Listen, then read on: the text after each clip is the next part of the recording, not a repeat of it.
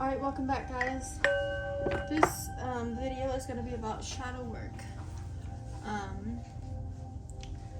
So I'm going to go ahead and take a few minutes here, call on the Holy Spirit to help anchor in the pillar of lights with us right now. And this is basically kind of to explain it a little bit, as I watched a video today about like magic and all that kind of stuff. So I'm gonna kind of incorporate a little bit of what's happening with me with what I'm saying. So, like, if you go by Carl Jung, he was a psychologist, right? And he used to study the human psyche.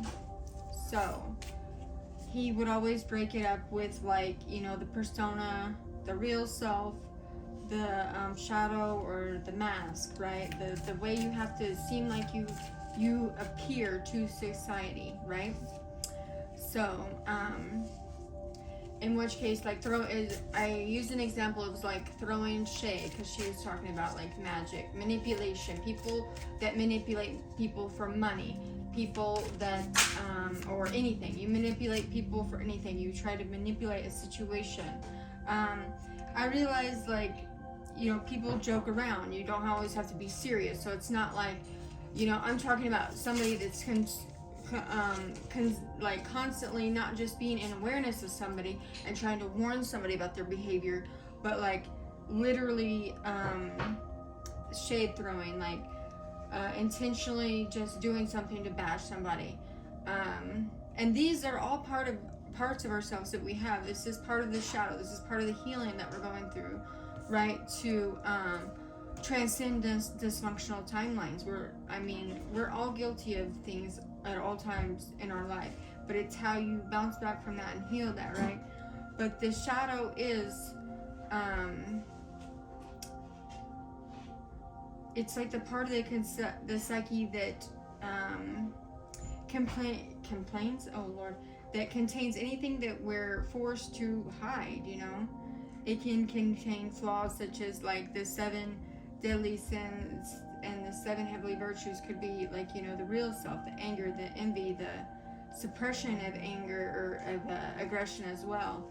Any kind of prejudices, negative behavior fears. It goes on and on and on, right? But that is the main aspect of it, and that is when you're on a spiritual awakening, when you're on just in life in general. These are things, you know, reaching a different state, being mindful, and a climate of acceptance. All of these things here tie in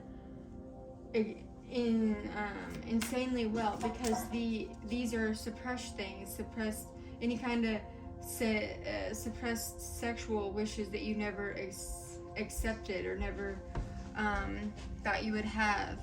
This is being mindful of these things. Then reaching a different state. What is the different state of being that you're trying to reach? So, and it's not about being perfect, right? You don't have to be perfect. Everybody, the beauty of life is made up of all these different things of dreaming, imagining, creating, the climate of acceptance, being mindful, the light and the dark sides of ourselves, like, and it helps you gain a better understanding of yourself as you start to look into your own patterns. I know for myself, it has helped me insanely, like, looking back at things. Oh, I could have done that differently. I could have done that differently. And I always redirect it to myself, so you don't think I'm just talking at you like, oh, you got to do this, that, and the third. Like, this is how. No, these things are collectively, you know, people have been talking about them forever, you know, like, these are things within society, you know, political things, how we treat the planet, you know, it goes not just within yourself, how you treat others, how you treat your planet, how you treat people at your job. Now, passive aggressiveness, different things, you know, like, and if you've never done shadow work before, then understandably, you're going to be like, well, that's just how I am, right? It is just how you are. You don't have to change. You can show up exactly how you are. But these are the things that they're saying, like, for on the ascended timelines, how you come at a vibration of love, right? Or you're definitely in awareness of things going on in your life, like. And then also it was talking about like stalking. The girl said, I don't know who gets stalked. I've been stalked multiple times. I've had to move multiple times in my life because I had people. I used to have a dude sit out in the bushes. I had a guy break into the second story of the apartment building that I was staying in. Like, yeah. So stalking is another part of the shadow self. I used to have a guy that always drove by my house. So understanding these aspects of yourself and why you do them, for me, was how it helped me, right? You have to have a good understanding of yourself, of the archetypes, and you really don't even have to do that. It's just showing up. You know, are those behaviors conducive to what you want to be in life? One way of doing that, like right off the bat, to reach a different state, write down all the nasty thoughts and negative emotions that you experience awful often, right? These could be behaviors that you often manifest, triggers of each thought, feeling, emotion, and the behavior of each one. That's how you create the different state, right? So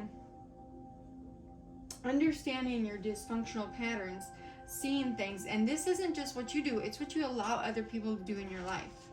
Like, that's why moving, you know, if you're constantly having people doing these things to you, waiting for you to get home, you know, the dude waiting in the bushes, hiding, you know, that kind of stuff. Literally, these are things that have happened to me. These are things that happen to people. Hacking into people's accounts, people that do that. Like, these are forms, and this isn't me throwing shade. This is literally me sitting here, like, trying to give you real life examples that I've went through to help, you know, iterate the point of, you know, you can only control what you do, but seeing the cycles in other people too allows you to get an even deeper awareness of it, a deeper perspective of it, right?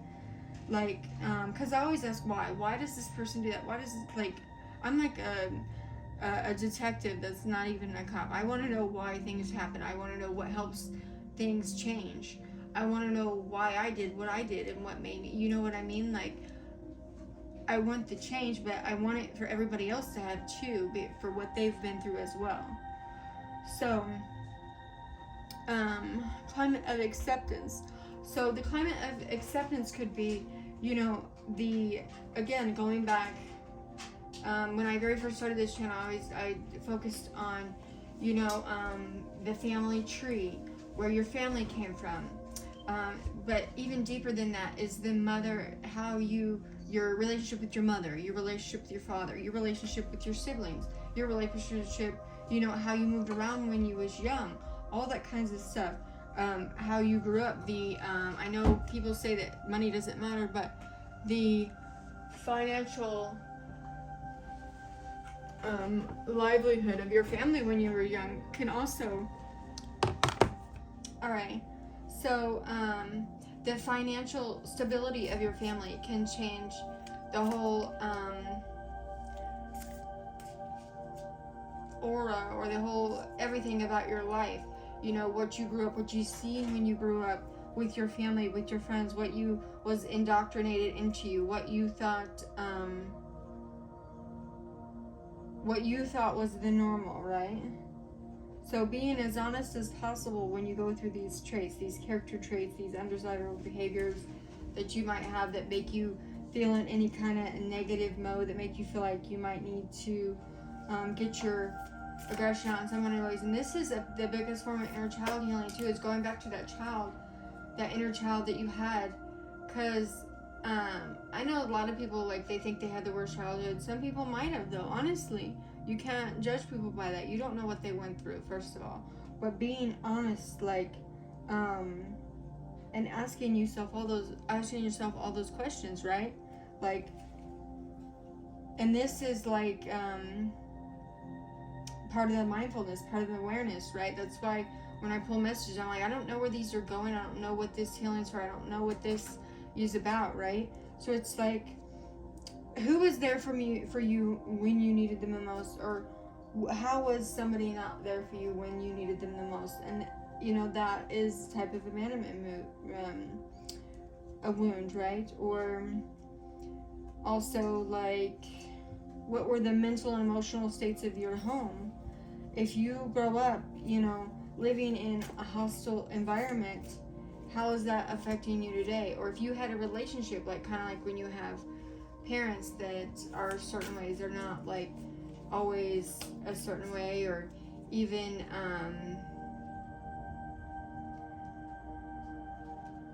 asking yourself how that impacted you. But the relationship, how is your mom behaving towards you? How is your dad behaving towards you? How do your grandparents behave towards you if you had interaction with them?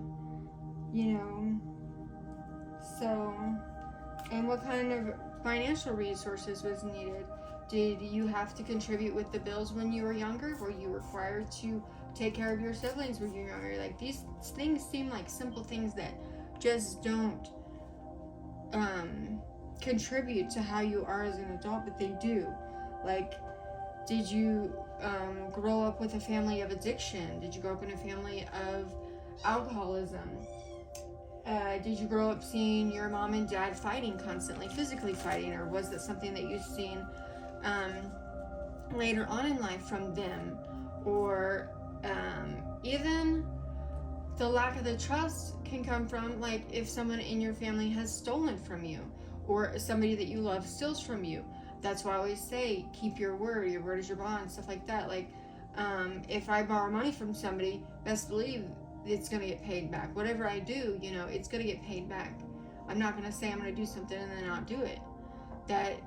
And that's not something as how I was raised.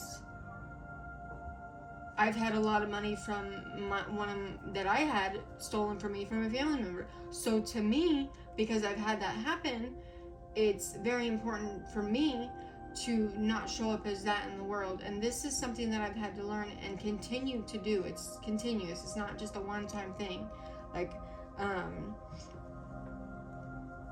so, I'm not claiming to be perfect. I'm just trying to show you guys what I've done on my spiritual journey, things that have been highlighted for me, things that have helped me, because I've overcame addiction, I've overcame multiple forms of abuse, I've overcame stalking and all sorts of stuff in my life. And most of the time I've done it alone.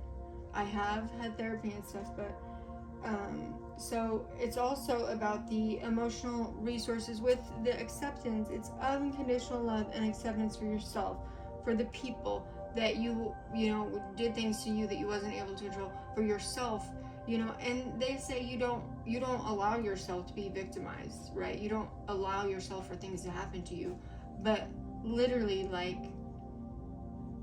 you have to be in acceptance of what part of you was there at that time and present in that moment. And even if you wasn't present at all, you were just there. It's like going back to feel the emotions to allow that healing to occur. It's also not having expectations in situations, because when you do, it's almost like a precursor to be let down almost in a way, because you can't control how the other person is feeling or thinking or wanting, right?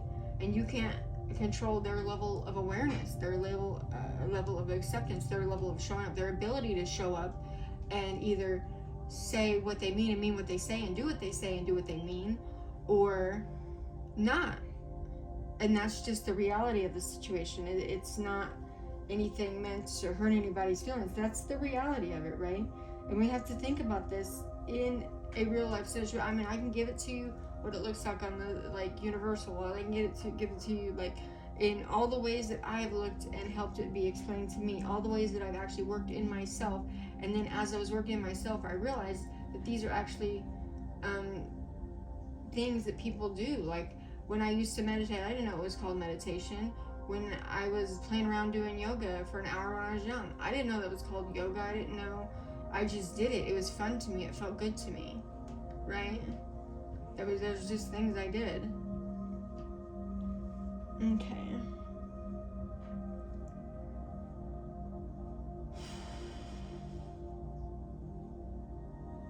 Okay, sometimes, and then it says, like, noticing, it doesn't say that, but being mindful, I just said it says, it does say being mindful, that's where I was going with that. But living with gratitude would be the fourth one down here. But, so being mindful is, you know, how you're reacting, how you're thinking, how you're feeling, but also being mindful of how what you're doing is going to impact relationships and other people around you. Like, when you think and react differently, does it affect your relationships differently? Do you have to hold back instead of just giving everything your all, like letting your whole, kind of like word vomit, letting the whole word vomit out there when it's good, bad, or indifferent?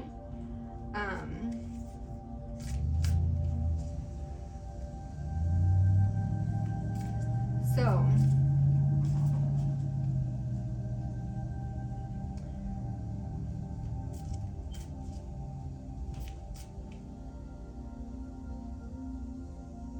okay, and then like projection. Okay, so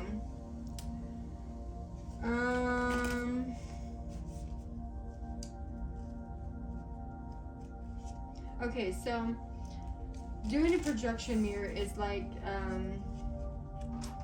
mirroring, like sitting there with somebody, and you guys, this isn't something that you just do with strangers, right?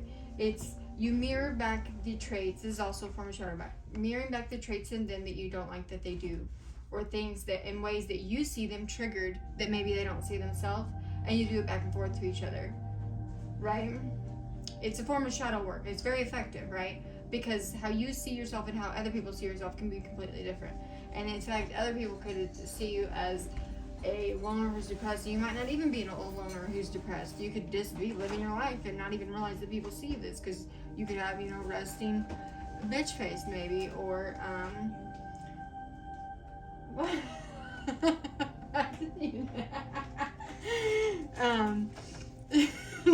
Sorry, guys. Yes. Okay, so they just assume that, you know, and you could just be on your own little world and you don't even think about it, you know. You put your headphones in and you're just going, you know. You exactly, like, so these are excellent ways. These are excellent ways to do shadow work, and or writing prompts. Writing prompts are excellent ways as well. Journaling how you feel, and sometimes, yes, or even drawing, like free drawing, free interpretation of things. You'd be surprised how much you can learn from somebody by the things that they draw, by the things that they paint, by the things that they do. Clearing your mind off the thoughts, right? Again, with the inner child healing, you can never have enough of that. Like, I try to do inner child, something for my inner child almost daily, if not every other day, because I feel like for me that's a big part of my spiritual awakening, right?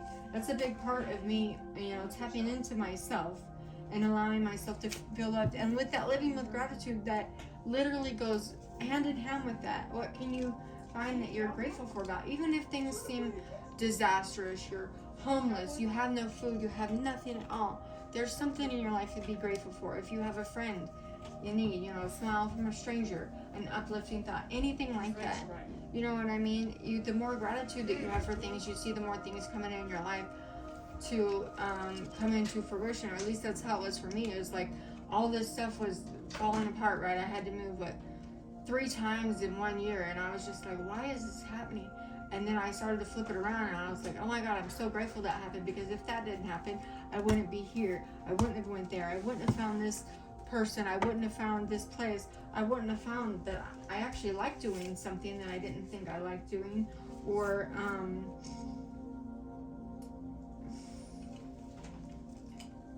just trying something new. Even if I wasn't good at it. Even if I wasn't good at it, it was just something fun to do, right? Because not everybody is perfect. Not everybody has all the answers. You don't have to be a certain way. These are just things for psychologically, or this is the mind body, right? Which will help your emotions as well. So, and then not having a healthy set of self-esteem as well. So not being in your ego is the biggest part of not okay.